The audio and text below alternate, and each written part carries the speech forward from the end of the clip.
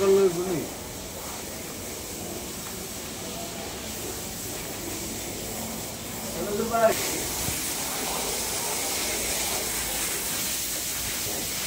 Hello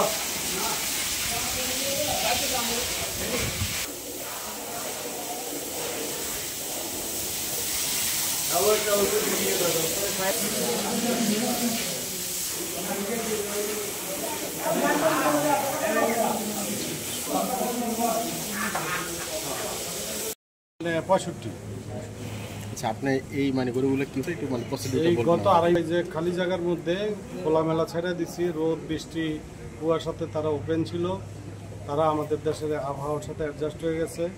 সেখানে কোনো fan নাই, কোনো অ্যাডজাস্ট ফ্যান নাই, কিছু নাই, খোলামেলা জায়গায় রাখছি।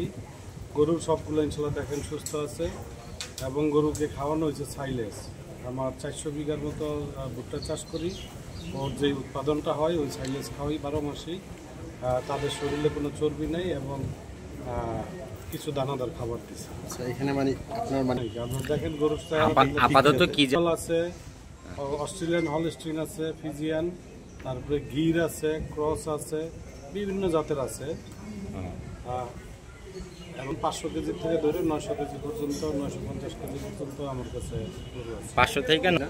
এবং আপনি এটা নিয়ে হচ্ছে করবো, কোনো ক্রেতা যদি আসে দেখে গরু পছন্দ হলে এগুলো ঠিকাই বিক্রি করবে, কারণ এগুলা ওই যে কেজি হিসাবে বিক্রি করে করতে হবে না। খাবার দানাদার খাবারের যে দাম, ওই দামের সাথে সামঞ্জস্য নেই।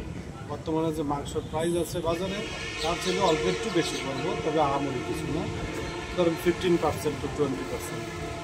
একটা প্রশ্ন দেখেন, এটা আসলে পশু পাখি আমার পছন্দ, এটা লালন পালন করে আমি সপ্তাহে 2 দিন বাড়িতে আসি, আসলে ওদের সাথে সময় কাটাই। আমার দুধের কামারও আছে, ওদের সাথে 2 দিন আমি থাকি, আমার মন মানসিকতা সব কিছু ভালো থাকে। শখের বিষয় করা, কিন্তু এখন আস্তে আস্তে বাণিজ্যিক আকারে হয়ে গেছে। মানে আমাদের